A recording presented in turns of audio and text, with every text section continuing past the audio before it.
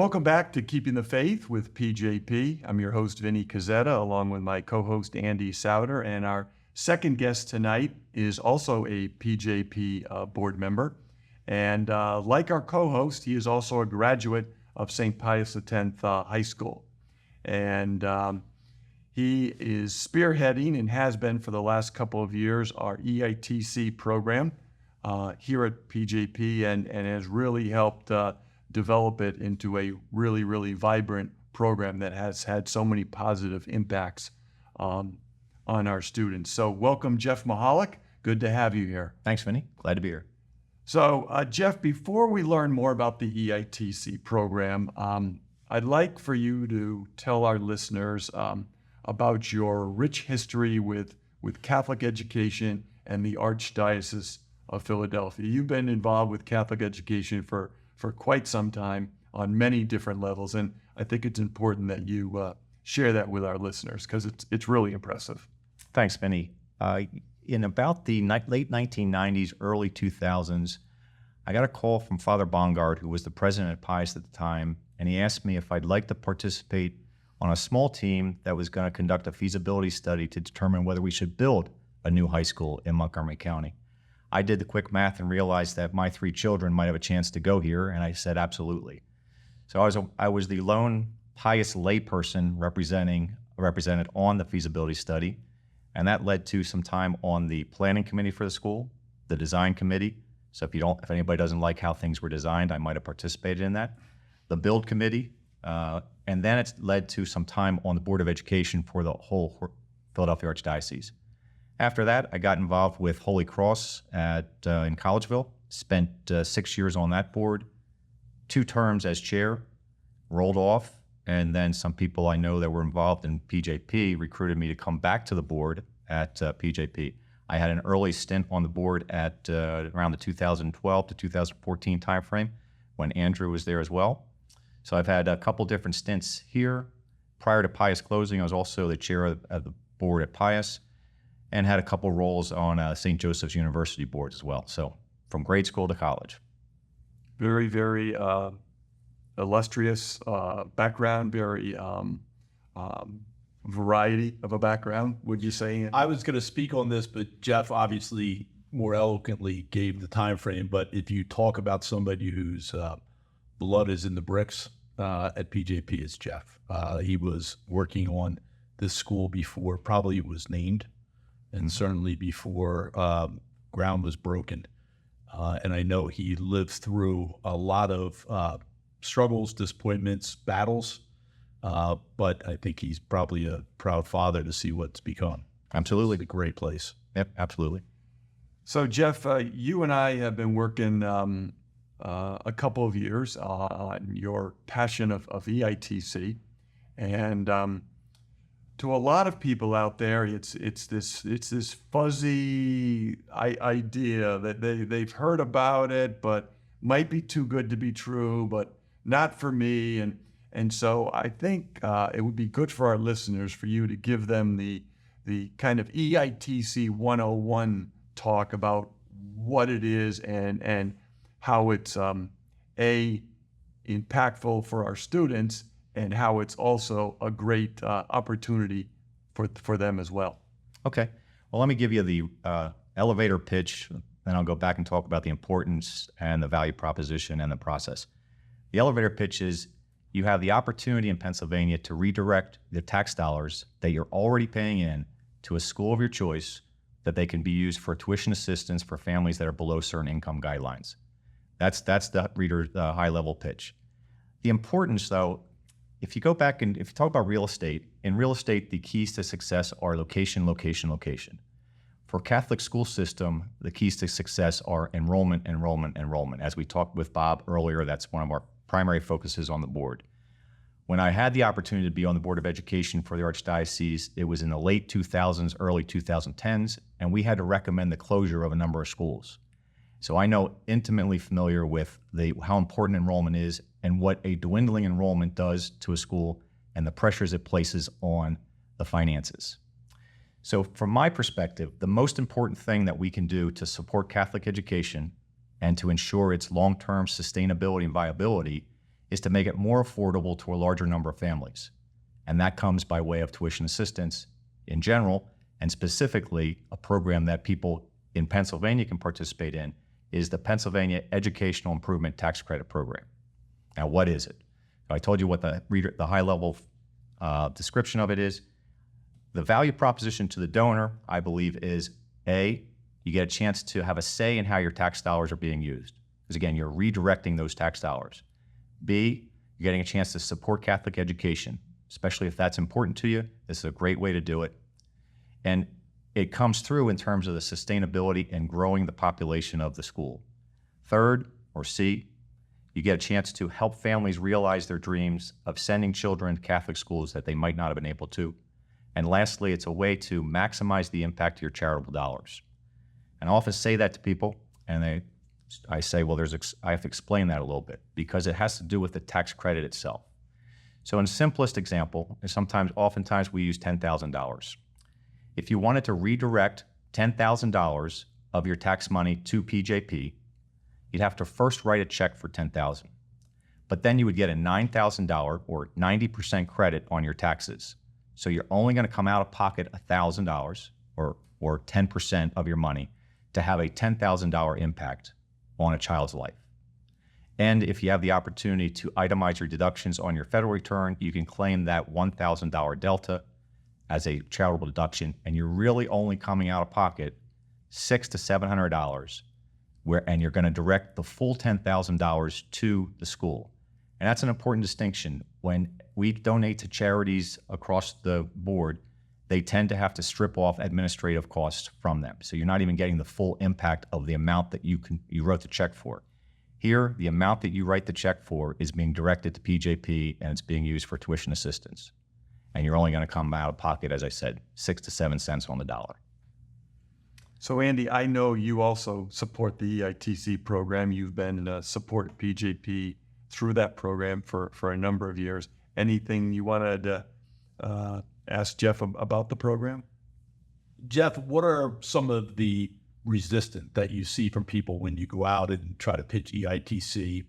And, the second question is, a lot of people have tax advisors. How familiar are tax advisors at this point in the EITC program? Therefore, kind of making it easier for people when they mention it to their tax advisor. Well, the challenge is, in terms of the program, is you do have to write that upfront check. So it becomes a cash flow question for people. But you don't have to come in at the highest amount that you could possibly participate at. Come in at a level that you can, and you can grow that participation over time. So sometimes initially people think, oh, I got to write this large check. I may not have the cash available at the time. Pick a number that you're comfortable with, and you can grow your participation. The second hurdle is probably just complexity, but there really isn't a lot of complexity. It's fairly straightforward, but the complexity of maybe doing your tax return. So for people who have their own tax accountant, it becomes a little easier. They're really the two dynamics, is cash flow and the inherent or implicit complexity of having a K-1 in your tax return. Now, in terms of the tax accountants that we've run into, more and more are becoming familiar with the program, but there is a legacy to overcome. This program, the EITC program, started about 25 years ago, and it was only for businesses at the time. So there might be some accountants out there that are still thinking in that mindset. At the time, you had to apply for it to the state, and the state would determine who was awarded the money by the early part of July, and some businesses weren't awarded to it. So some accountants are out there that say it's not worth your time to apply because you might not get credits. But that's all changed over many years ago. It's a much simpler process, and many of the accountants are aware of it. If they're not, we just encourage them to reach out to us, to Blocks, one of the entities that we work with, or to other accountants that are familiar with it, because there's many accountants that are participants in it as part of PJP as well. I would have to say, Vinny, one of the things that I'm embarrassed about and feel bad about is that I did not recognize the changes in the program earlier, and therefore could have been participating in EITC. Jeff and I had breakfast, I think maybe 3 years ago, and he kind of reintroduced it to me. And sitting at the table, I had a pang of guilt that I hadn't been participating sooner, because it really is the easiest and most impactful way to help students that want to have a Catholic education? Yeah, it's a great point, Andy. We try and raise awareness in a number of different ways. We send out emails, we do podcasts, we have webinars, we talk at back to school night, we send out constant contact. But there's something to be said about getting over the hump, and it takes a one-on-one or a one-on-two discussion to just understand it a little bit more fully. There is a dynamic of it that says it sounds too good to be true, but it really is not. This is a legitimate program that the state of Pennsylvania put in place because about 25 years ago, there was an attempt to get a voucher system in place. That failed, but the compromise was that we were going to siphon off a certain portion of money and have it for tuition assistance. So it's not too good to be true. It's legitimate. You get 90% credit, and there's some extra tax forms that you have to use, but it really is fairly straightforward. The dynamic that I've encountered with people, like you just mentioned, Andy, is they say, "Why didn't I hear about this sooner? Why haven't I been participating in this longer?" And everybody should be doing this. And that's my philosophy. I think anybody who's making over $30,000 can participate in this program, because the minimum contribution is $1,000, and that equates to about $30,000 of income.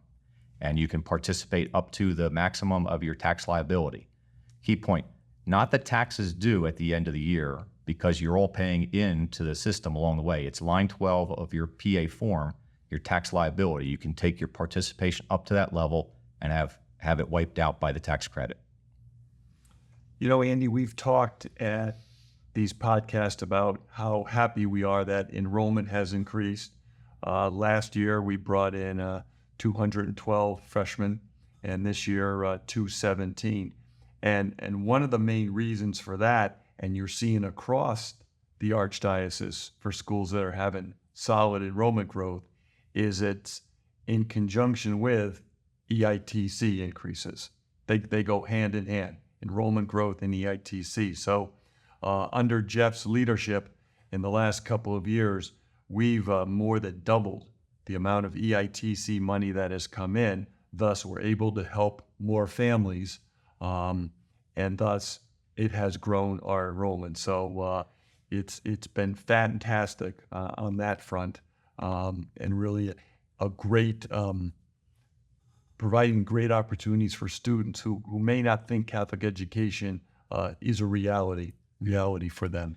Yeah, last year was a tremendous year for us. We added 60 new donors, took our total amount of EITC dollars to over 1 million for the first time in PJP's history. But we need to push that boulder up the hill again this year and try and get even higher, because even though we distributed money to about 210 students, our need is north of 2 million.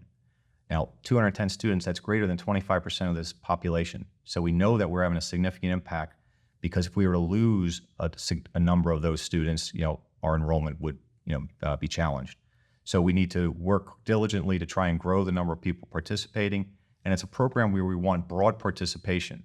We want to add 40 to 50 new donors each year so we can get close to 200 donors and $2 million in a 3-year time frame. And if we get to that level, we'll be able to sustain and grow the school in very good fashion. Right. I love the fact that you led with the idea it's your money that you pay in taxes to the state. This is your opportunity to direct where it's spent on something that you believe in, and that's Catholic education for as many students as possible. Very simple equation, and I can't think of a better program for us to be exploiting as we go forward. Now, you mentioned earlier, Andy, about this building our future Catholics within the church as well. When we did the feasibility study for building the school, a survey was done and there was a number of questions asked, but one of the questions that always struck me had to do with level of Catholic education and the amount of participation or level of participation in the church. There is a direct and high correlation between spending more and more years within the Catholic school system and how active you are as an adult in the Catholic Church. So if you talk about evangelization, we want more students in the Catholic schools, grade schools, more of them in the Catholic high schools, so we have a vibrant Catholic Church in the community. Jeff, this, and Andy, I'll share it with you. So for our listeners, I have homework for you. And this is something I shared with our parents at new student orientation. And what I asked our parents to do at new student orientation, and I'm asking our listeners to do, is to pull out their state tax return and go to line 12. If that number is $1,000 or more, you should be participating in EITC. If you don't, then you're letting Harrisburg determine how your tax dollars are spent. And if you're okay with that, that's fine. That's totally someone's choice. But they could be redirected towards Catholic education. So line 12, $1,000. If it's more than $1,000, we need listeners to have a conversation and at least approach the topic of EITC. So listeners out there, like our students, I'm giving you some homework. Let me just touch on process a second. So if somebody is interested in it, reach out to the school and we'll get connected with you. The very first thing you need to do is determine the level of participation. Once you've done that, there's a commitment form that needs to be signed. And the importance of the commitment form is it reserves the credits in your name. Because the credits are not endless, the state allocates them out to the entities that we work with, and as soon as they are spoken for, the season ends and we have to wait till the next season. So if you're interested in participating, you identify your level of participation, sign the commitment. Then about a month later, which would put us about mid-November now, your first check would be due. Then in March, to middle of March, you would receive a K-1 that would be used on your 2024 tax returns, which is how you will affect the redirect of your tax dollars and get the refund that you're due from the credit that's involved. We say 90% in our examples all the time. Need to make sure I'm not remiss in mentioning this point, which is that when the state created the program, you can get a 90% credit if you sign up for a 2-year commitment. If you want to sign up for a 1-year commitment, it's a 75% credit. Vast majority of our donors always opt for the 90% credit, but just keep in mind that there is a 2-year part to this. The way the cycle flows is in an ideal traditional setting, you would receive your refund in the summer or fall just prior to your 2nd year donation being required. Those are great points, Jeff. Thank you for walking us through that. And it's not a difficult process. I do EITC, and if I figured it out, I think all of our listeners can figure it out. Before we let you go, Jeff, I want to, since you're both Pius grads, I'd like to talk a little bit about your time at Pius. Now, you both were there. Did you overlap? Believe it or not, Jeff is older than I am. He looks younger, but he's actually 2 years older. Takes better care of himself, I think. More time on his hands. Is he a better golfer? Oh, way better. Okay, well, I kind of figured that. But so I just want to know a Pius story, something that, one of your fondest memories of Pius, something that might have happened, something with Coach Mick, something in the hallway, something with the teacher that really still resonates with you. And when you think about it, makes you smile. I don't know if there's one story that comes to mind immediately, but high school for everybody is such a formative time frame. And we had such great set of teachers.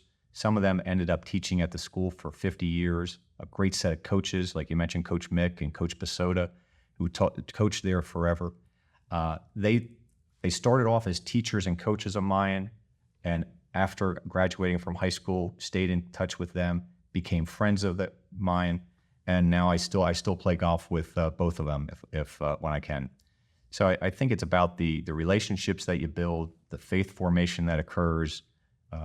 In terms of relationships, I met my future wife there as well. There are the things that stand out to me. How about for you, Andy? Well, he mentioned two coaches, Coach Mick and Coach Basoda. So I was at a Pius fundraiser late in the school's history, and I was mentioning how tough football was at Pius, especially when you lost. And I would say, Jeff would agree, there were drills that you don't do now with kids. A little tougher back in the day. And I mentioned that to Coach Basoda, and he took umbrage. He took umbrage that, hey, they did anything wrong. So he called Coach Mick over and he said, Coach Mick, guess what Souter just said? He said some of our drills might land us in jail. And Coach Mick's response was, Dave, he's right. Are you kidding me? He goes, we can't do any of that stuff anymore. That was just about how tough it was and how the world was different and how fun it was. I think one of the best stories, not my story, is I was at a reunion a number of years ago with a classmate of mine who will remain nameless. Never a kid who was on the good side of the disciplinary office. And he talked about forgetting his basketball uniform in the locker and not being able to get it for a game. And they call up John Senja, who was the disciplinarian at the time. And John came at 7:30 at night, probably while he was having dinner, unlocked the gate so the student could go and get his basketball uniform and participate in the game. And, this individual was saying, it took me years. I really disliked Mr. Senji. He was a tough disciplinarian. It took me years, and then being a father and being at home, to understand what a sacrifice he made that night, to leave his family, come up, unlock the gate, never talked to him, never said, you're so lucky I'm doing this, just did it gracefully and kindly so that this student could participate in that game that night. And I'm thinking, wow, that's the kind of environment we grew up in. There were just adults there doing their best to make the experience great for kids. So that's my recollection of St. Pius as well. But it was really fun coming from someone who really, I didn't think he liked being at Pius, but years later kind of had the capacity to go back and look and conjure up that memory. And Jeff, what you said about Coach Pasota and Mick about the lifelong relationships, that's what it's all about. So these are two guys that you've known for probably 45, 50 years, and you still. How old do you think I am? 40. So still to this day, you guys get together, and it's about relationships. And I think, I just think back, when you said that, it took me back to my days in Catholic school. And that's my one fondest memory, is the relationships that I've developed with, be it classmates, teachers, some of our priests, that are still, I'm in contact with today, even though I live, 400 miles away from them. We're still connecting, and there's nothing better than connections. Right. And we would be remiss at not mentioning one of the great teachers at St. Pius and a Legacy Hall of Famer, and one of my favorites, Miss Murphy. So if this embarrasses Miss Murph, I think you're doing this on purpose. I am doing it on purpose to embarrass her. You got that right. But she is one of my favorite people of all time. Absolutely. Yeah. And I will say this, I've gotten to know a number of Pius graduates in my tenure here, and many of them have gone on to do great things with their lives. And so that speaks volumes of the school, as well as the things that you were taught, not only in the classroom, but life lessons that have served you all well in your careers. And both of you are examples of that, of two Pius graduates who have done well and shared well throughout your lives. So thank you for that. Jeff, thanks for your time. I really appreciate you spending time to explain to our listeners about the program. It's a fantastic program. And again, remind our listeners, do that homework, go to line 12, because I really think we need to have a conversation. So Andy, thanks for joining us again. We'll be back next month with another podcast. I'm not sure where our guest is yet, but I'm sure it'll be a good one. Right. And remind people they can go back and listen to old podcasts. A parent came up to me and said, you should talk about the Paul's program. It's fantastic. It's great. And I said, well, we did talk about the Paul's program. And if you want to hear what we said about it, look up an old podcast. But they were so excited. Their child participates in the Paul's program. To Bob's earlier point in our podcast, it's one of the great things that PJP has done in recent years. Yeah. Well, thank you to our listeners for spending time with us. And just a little promotional message: if you know of a student out there who might be interested in Catholic education, we're going through our enrollment cycle now for next year's class, and we would love to have that individual come spend a day with us, see what PJP is all about through our shadow program. They get to be a student for a day and to see if this school is right for them. I think it will be, but I will let them be the judge. Andy, thank you again. Jeff, thank you. And I'd also like to thank Dr. Bob Getz, our earlier guest, for being our guest tonight on Keeping the Faith with PJP. Good night, everybody. Thank you. Night.